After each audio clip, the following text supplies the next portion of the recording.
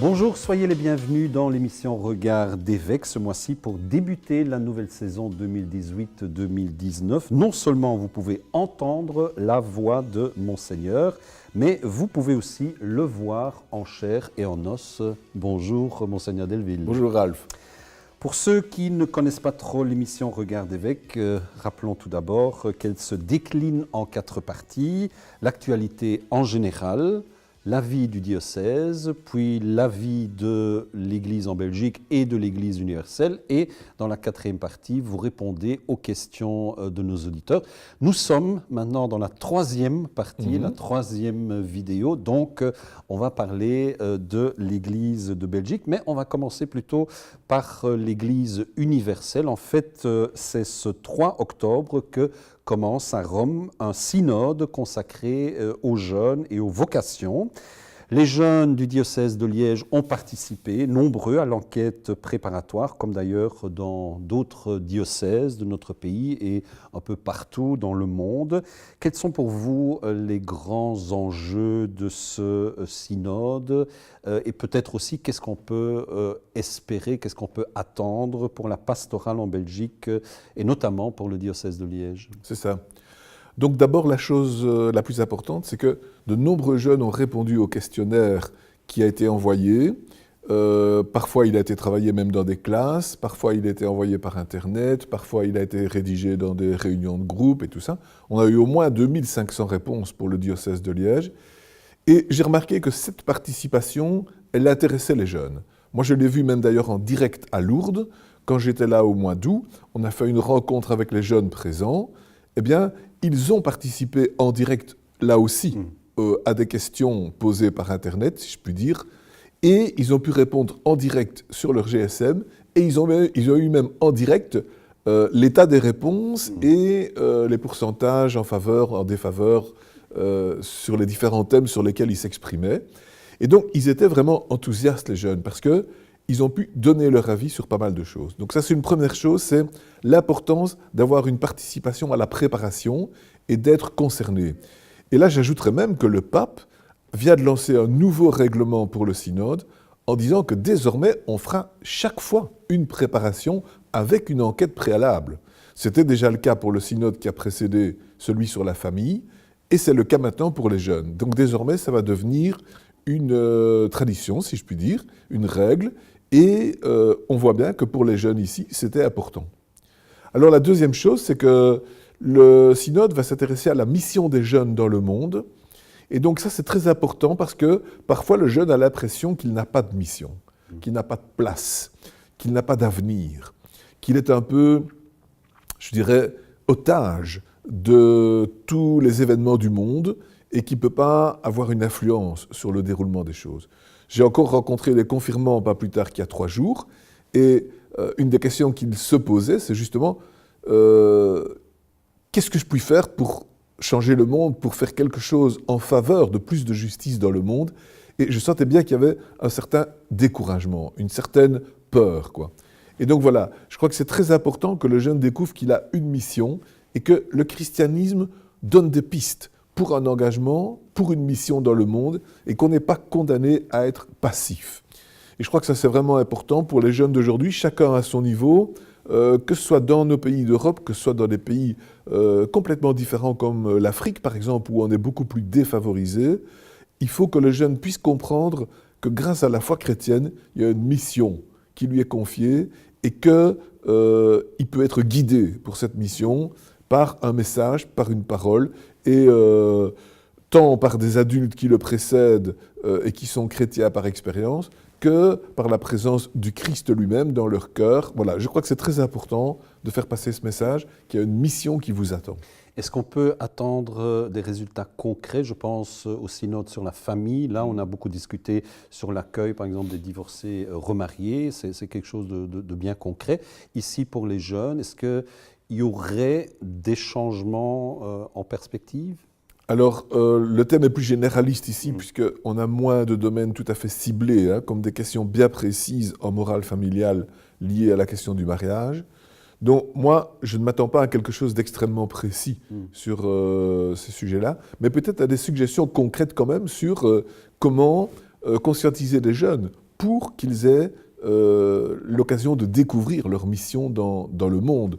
Donc, quel groupe de jeunes pouvoir promouvoir, par exemple, comment valoriser des mouvements de jeunesse, comment valoriser des grands moments. Il est clair que pour les jeunes, les temps forts, les grands moments, c'est vraiment essentiel. Donc ils doivent être organisés, ils doivent être préparés, ces grands moments. Peut-être que là, il y aura des pistes aussi. Donc c'est bien possible qu'il y ait aussi des pistes concrètes sur cette dimension, je dirais, de mission. Alors, ce 25 septembre, la conférence des évêques d'Allemagne a présenté une étude sur les cas d'abus dans l'Église catholique au cours des dernières décennies. Ce rapport documente notamment 3677 cas d'enfants et d'adolescents victimes d'abus sexuels entre 1946 et 2014 pour 1670 prêtres coupables. En Belgique, on a l'impression que cette discussion appartient désormais au passé. L'Église belge a-t-elle tourné la page des abus sexuels ? C'est sûr qu'on a été dans les tout premiers, et donc on a vraiment même été accusés d'être les mauvais élèves, hein, parce qu'il y a pas mal de cas de pédophilie qui ont été repérés en Belgique. Mais on a eu finalement la chance en Belgique qu'on a pu mettre au point, grâce à la commission parlementaire sur ces questions-là, un tribunal d'arbitrage pour pouvoir accueillir toutes les plaintes des personnes qui étaient prescrites par la loi parce qu'elles étaient trop anciennes et donner une compensation financière ou au minimum une écoute officielle aux victimes qui voulaient bien se présenter. Et donc ceci a permis en Belgique vraiment à la fois une expression de pas mal de personnes, la découverte de coupables et donc d'abuseurs, dont beaucoup étaient décédés mais certains étaient encore vivants, et donc la mise au point, si vous voulez, de ces situations en faisant la lumière d'une part et en faisant la justice d'autre part, quoi. Donc c'est un processus qui a été achevé il y a déjà maintenant 4 ans, et donc ça veut dire que nous avons été pionniers dans ces matières, et c'était très dur à vivre parce qu'on s'est rendu compte qu'il y avait pas mal de cas et que des personnes parfois insoupçonnables étaient quand même elles-mêmes des abuseurs.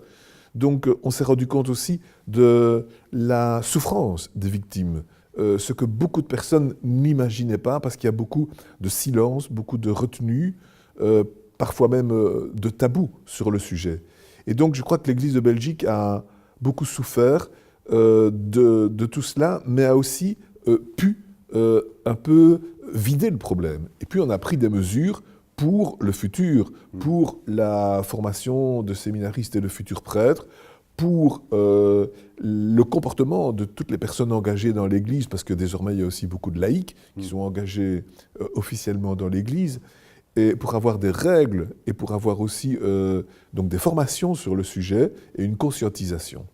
Donc je crois que nous avons fait beaucoup, et il peut néanmoins encore y avoir des cas qui apparaîtraient, c'est possible, mais on peut dire que l'essentiel, sans aucun doute, a été clarifié. Par contre, cela est en train d'apparaître en Allemagne. Le rapport dont vous parlez vient de sortir, c'est paru en France, on en parle beaucoup, c'est paru aux États-Unis, c'est paru en Irlande, donc tout ça a souvent été publié après les affaires belges, et n'a pas toujours été géré avec la même rigueur qu'en Belgique.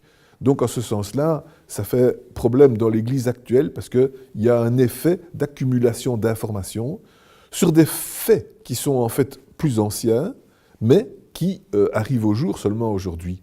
Et donc, on se rend compte que c'est un phénomène plus grave qu'on ne croyait, et ce n'est pas simplement la petite Belgique qui était le mauvais élève, c'est aussi dans le monde entier, et donc ça demande vraiment une réforme importante de toutes les structures ecclésiales pour éviter dans le futur ce type d'abus et cette manière d'abuser de l'autorité ecclésiale, voilà, de manière détournée et même criminelle, quoi. Donc là, c'est vraiment un processus de purification, de catharsis, un processus de conversion qui doit être fait au niveau du monde entier. Monseigneur, le 14 octobre prochain auront lieu des élections communales et provinciales en Belgique. Alors, je n'ose pas vous demander à quel parti vous donnerez votre voix ou si vous avez des consignes à donner aux électeurs chrétiens comme les évêques le faisaient, je crois, dans le passé. Mais quand même, avez-vous envie de dire quelque chose à ceux qui voteront et aussi aux candidats peut-être? Ouais, d'abord, je dois faire mention d'un sondage qui a été réalisé justement par la radio RCF et qui a été publié grosso modo la semaine dernière et la semaine précédente, qui montre les évolutions probables des votes dans la province de Liège, tant au niveau des différentes communes qu'au niveau provincial. Alors, un des éléments du sondage, c'était aussi de comparer les différents partis et la présence des différentes religions dans les électeurs des différents partis. Moi, ce qui m'a fort frappé, c'est que dans tous les grands partis de notre pays, il y a un nombre important de personnes qui se déclarent chrétiennes, ou catholiques même. Et donc, je dirais même que quand on regarde le sondage, en chiffre absolu, il y en a plus dans le PS que dans le CDH. Donc ça veut dire que les chrétiens catholiques votent vraiment de manière très libre et que leur présence est effective et intense au sein des trois partis traditionnels et aussi du parti écologiste. Donc ça veut dire que c'est très important d'être respectueux du vote de chacun.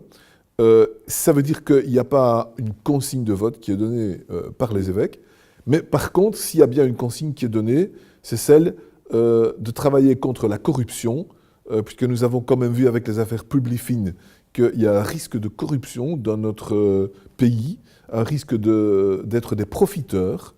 Et donc je dirais, ça c'est une chose. Autre chose, c'est de travailler pour la justice sociale. Je pense que c'est très important dans notre pays qu'il y ait un développement de la justice sociale, parce qu'il y a aussi parfois le risque de l'inverse. Et donc je pense que c'est important de promouvoir ce qui se fait pour les petits, de ce qui se fait pour les pensions, de ce qui se fait pour les personnes qui sont handicapées ou ce qui se fait pour les SDF qui vivent dans la pauvreté. Je crois que c'est important que des mesures soient prises en ce sens-là. Et de cette manière-là, je pense que c'est un peu ma recommandation, c'est l'importance de valoriser cette dimension de la présence et de la solidarité vis-à-vis des petits. Évidemment, j'ajouterai, ce qui m'intéresse aussi moi personnellement, en tant qu'évêque, c'est qu'il y ait une sauvegarde du cours de religion dans les écoles, parce que je trouve qu'une menace sur le cours de religion, c'est vraiment un problème, et je trouve qu'il est important que les différents partis se rendent compte qu'ils ont un pourcentage important d'électeurs catholiques et qu'il serait vraiment malencontreux d'en arriver à une suppression des cours de religion dans les écoles. C'est un lieu d'approfondissement de la foi et des différentes religions, et je pense qu'on ne peut pas se priver de la compétence de ces professeurs et de leur enseignement dans le monde de demain. Donc je pense aussi que là, il y a quelque chose à tenir en compte dans le processus des élections. Eh bien, merci beaucoup, Monseigneur, pour toutes ces réflexions, informations, avis, opinions. Merci aussi à vous, chers spectateurs, pour votre intérêt. Je rappelle qu'au total, il y a 4 vidéos à regarder. Ici, c'était la 3e. La 4e, ce sera notamment les questions des auditeurs.